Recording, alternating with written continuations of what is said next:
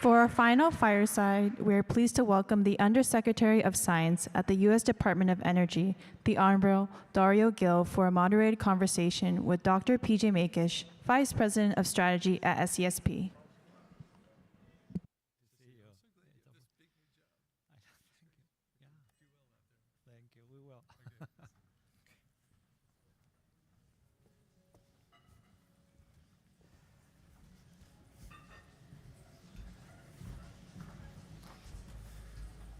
Good afternoon, ladies and gentlemen.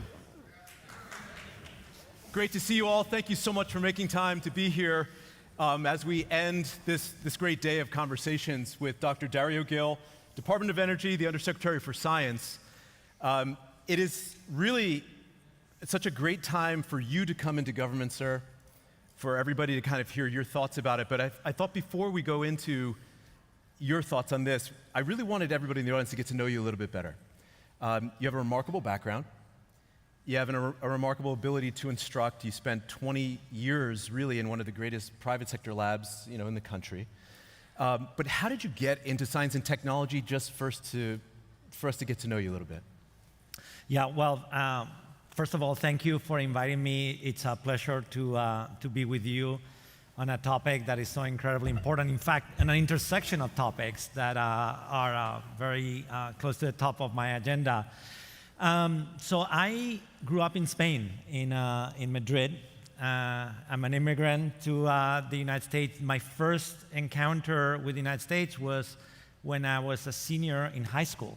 And I was an exchange student, and I graduated from Los Altos High School in California. And I fell in love with the country. I was always interested in science-related matters in high school. But then what I became really fascinated was the world of nanotechnology and nanofabrication. I was really inspired, and I'm a big admirer of Richard Feynman. And through that journey of sort of discovering this world that I couldn't see, and like other people are inspired also by the stars and what's far away, right. I was interested in the small world. I went through a journey that ultimately took me to get a PhD at MIT in the nanostructures laboratory, and that's also where I became really, really passionate about the world of quantum and the world of computing and AI, and those have been the themes where I spent my whole career for 22 years. Is this intersection of nanotechnology and semiconductors, AI and quantum have been like the three passions that I have pursued for now 25 plus years. Yeah. We would love to hear your thoughts as we get. This is really a two-part question for you, which is based on your background in quantum. Could you just instruct the room a little bit about how you see the arrival of quantum computing and AI on classical computers combining to sort of change the world as we know it a little bit? You've instructed on this for hours, but just in a nutshell, there's a broad kind of level of understanding about quantum here in general.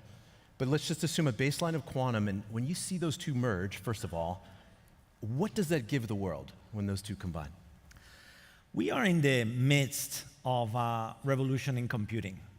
And if one is not excited about what is unfolding in the world of computing right now, there's something wrong. Right, right.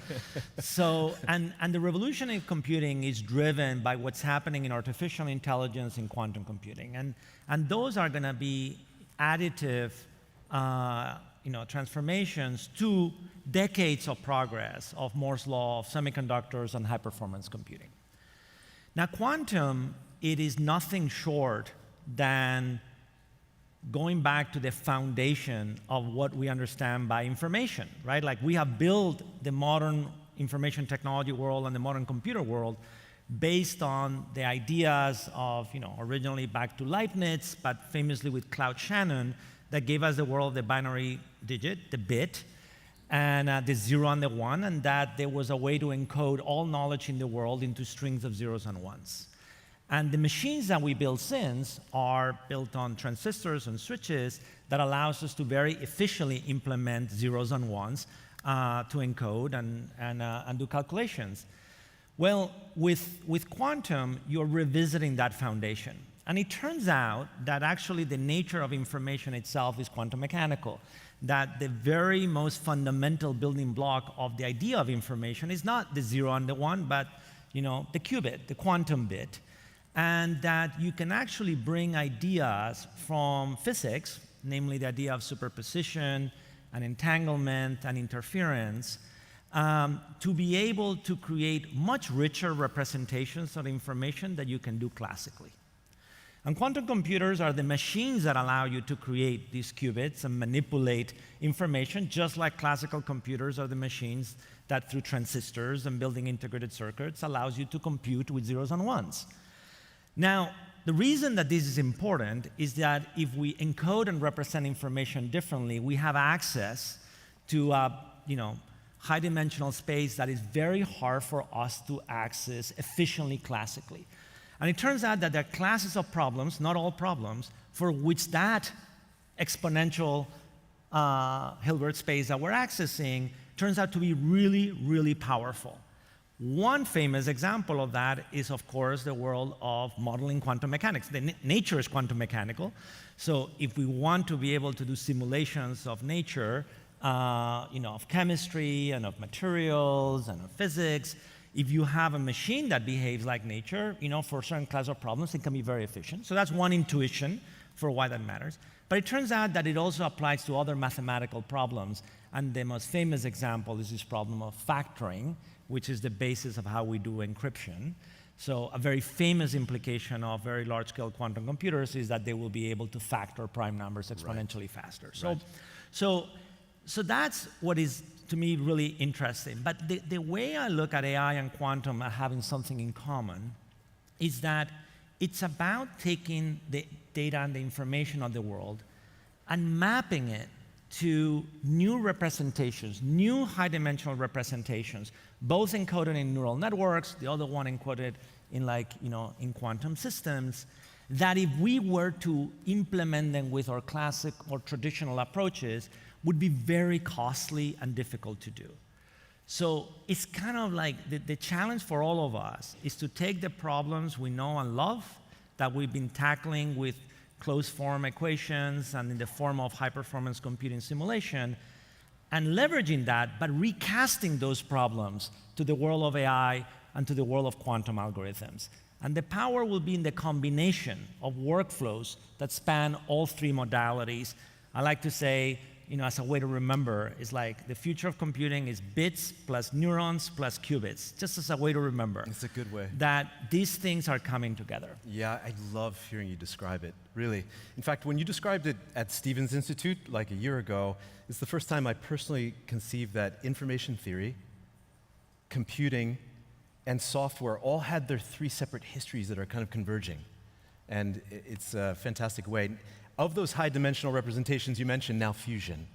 So here we are, and for everybody in the audience, we have directors of national labs here. Kim Budil's here, Steve Cowley's here. They served on the Fusion Commission that wrote this report we published last week. And of course, the net positive breakout at Livermore created a star for a billionth of a second on the Earth.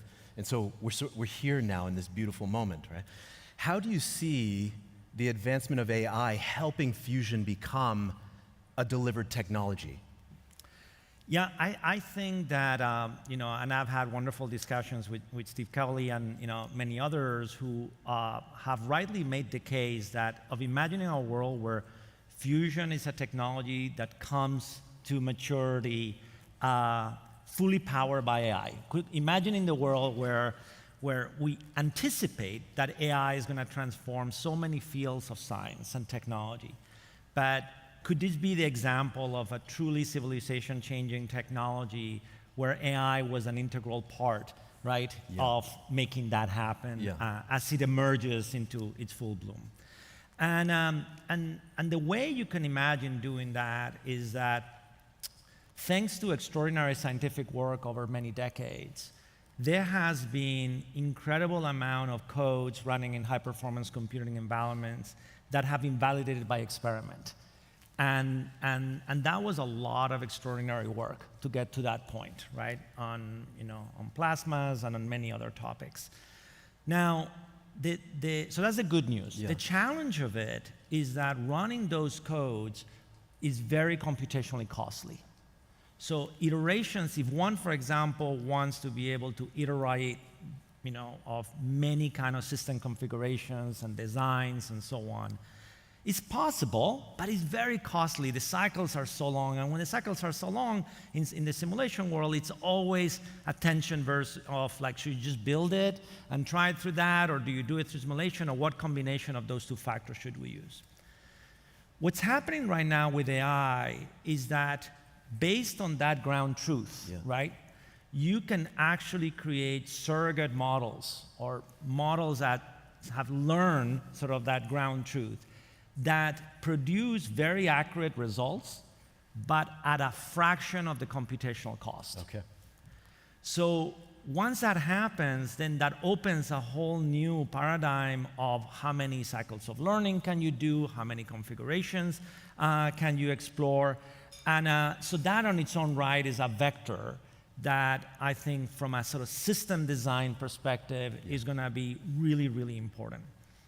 The other dimension, of course, is a materials discovery and innovation. And that's another area where, again, what is happening in applying AI techniques to the world of, in chemistry and materials is also very interesting and profound. And obviously, this is a field in fusion where materials innovation is the lifeblood of, a lot of the seminal advances. So that's another one that you can see. You can also see, and people have done nice work around that, on control. Right? On, once you have situations where you have, obviously an enormous number of parameters that you have to be able to control, that's another area where, you can see, sort of modern AI techniques prove particularly useful. So, and I think that, I'm just giving some sketches of areas, but I think that the degree of applications that are going to be possible are going to touch quite literally every aspect of the whole fusion industry and the life cycle. It's such a good sketch in going from the idea of modeling, so some world model for individual aspects of the fusion reaction, to material science, which you started your journey in when you got your degree, to the idea of actually being able to control the reaction. I think this is maybe why, for the audience, if you understand, in the report it says this may be one of the first technologies that's been delivered by AI, by taking down those R&D barriers. Which brings in another interesting thought, which is just, we'll turn back to, I'd love to get your thoughts on ambitions, and moonshots. But also in that space, like, AI will be used to advance other sciences as well. That's right. And so fusion is but one. Do you have general thoughts on what a nation's ambition should be in that space? Not just fusion, but all R&D barriers. So yes, I am a tremendous believer that in this midst of this computing revolution, that one of the most important things we could do is to channel that energy and that capability to transform how science is done. And that there is a future that we can imagine where the scientific productivity, the R&D capacity of the nation, we are able to imagine a world where we multiply its productivity and impact. And I really believe this is going to be possible. There are many examples where, research institutes and academia, in national labs, in the private sector, are already pushing this frontier very ambitiously, discipline by discipline, in physics and in chemistry, materials, in astronomy. I don't think there will be a single scientific discipline that is untouched by the transformation that will be unfolding. Amazing. And therefore, if that's the hypothesis, right? If one lays out that is something that is likely to happen, I think then the appropriate question is, what is the level of ambition that we should have? And how should we mobilize the entire capacity of the nation to accomplish that goal?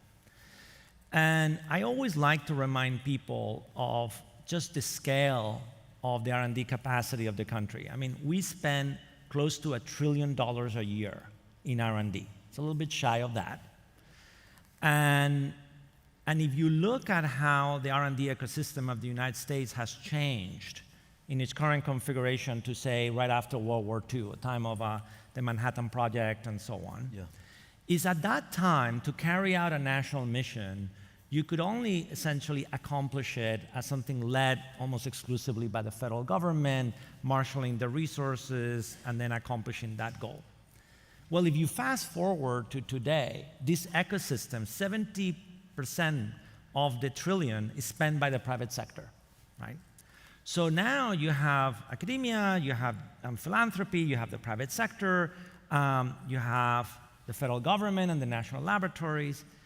And my thesis is that anything that is of great ambition, that has the potential to transform the direction of the country and of the world, is going to require that we're able to marshal and cumulatively invest across the three sectors, across all of these sectors. That's easier said than done. That's not easy to implement, but I think that is the task at hand, is to recognize the extraordinary moment that we're living in, where I really believe there'll be this transformation of how science itself is done, but that to accomplish that goal, we are going to have to be able to rally and align on certain national objectives. And that is our aspiration, right? Our aspiration is to lay out a set of areas of which, fusion is going to be one of them, where we can undertake a national effort to accomplish the mission, but recognizing the fact that aligning on roadmaps, figuring out how to co-invest, ways in which we're going to collaborate and partner, are things we're going to have to solve creatively, and probably not with the same, or not the only tools that we have had in the past. I feel like with the combination of everyone from the president to the secretary to you, we have this alignment of people who can think like that. Like, we can do these big programs again. And so that the idea that Manhattan and Apollo and Human Genome and even Warp Speed were these massive unifying events to achieve something big. And so I love to hear that in you. With the time we have, what would you say are some of the essential ingredients of such a good program? Like, either how you build them or how you identify the ambition, like what makes them them?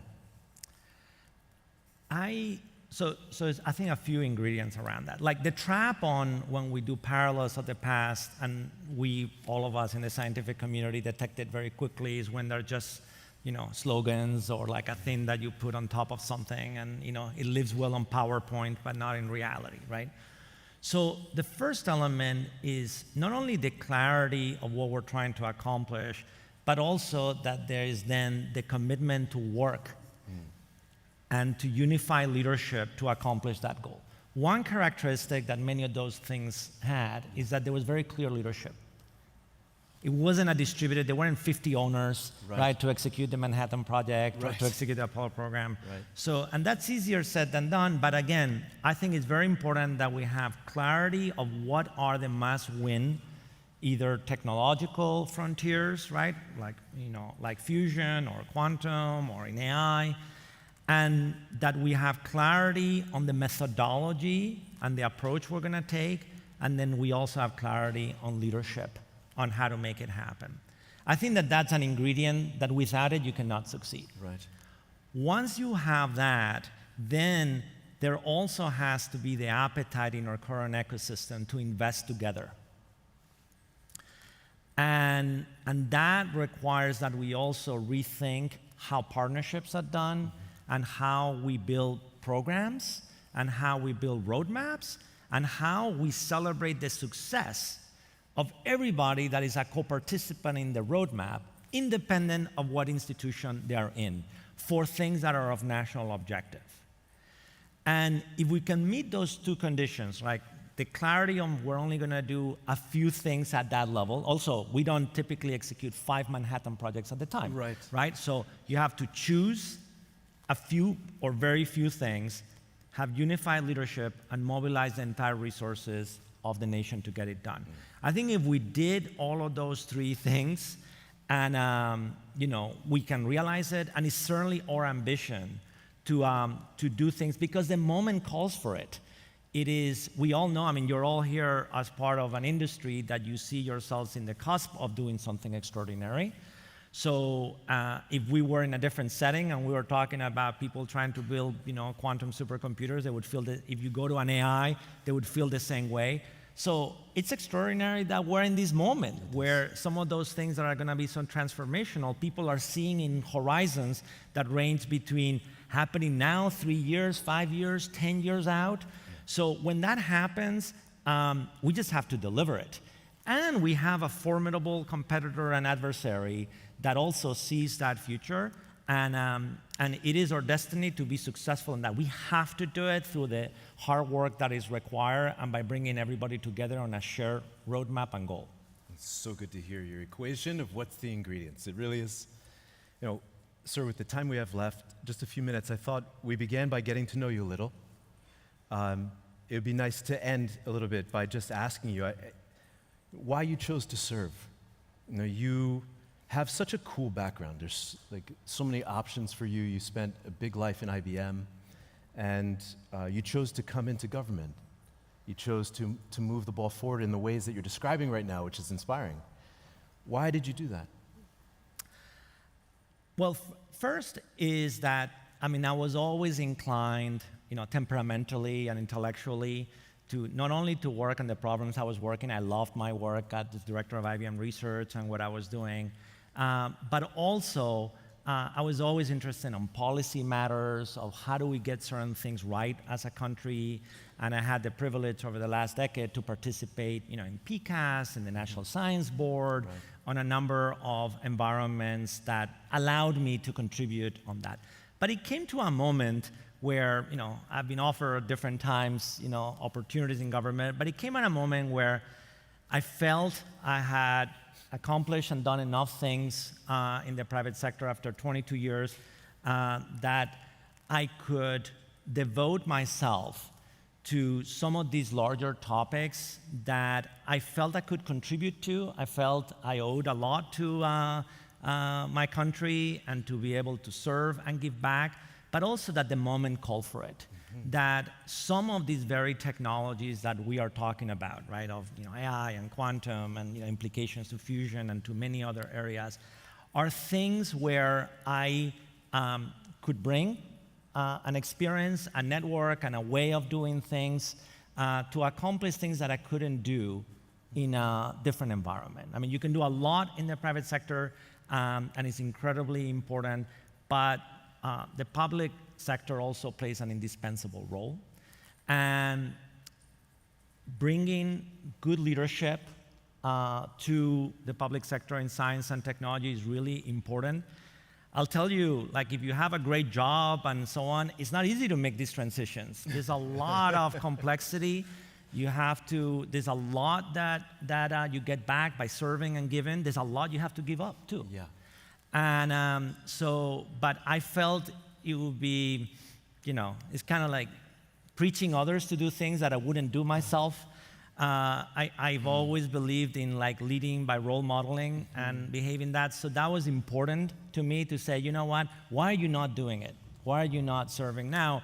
And in the end, I said, I have to do it. And it is important, and it is a privilege to be able to do it. But that was my intent, my aspiration. But a lot of it, since we're talking about science and technologies, is the moment too. I just think that what we are going to witness in the next 10 years is extraordinary. Yeah. It's extraordinary. And I want to be part of it. I want to help all of you succeed. And I want to make sure that the United States wins. And for that, because there's a lot at stake, I say, science and technology is the new currency of power. And in addition to all the things we love in science of discovering the new and understanding ourselves, it should also be understood from that lens. And what is at stake is really fundamental, and we're going to need all of us to rally together to accomplish some core missions, and that's what we're going to get done. And I look forward to helping this industry be wildly successful, right? Nothing could please me more. Sir, thank you so much for making time to be with us on behalf of SCSP. Everybody who's come here to the Fusion event, will you please thank Dr. Dario Gil? Thank you so much, sir. Thank you. Thank you so much, sir. Thank you. Such an honor. Thank you so much. Thank you. Thank you.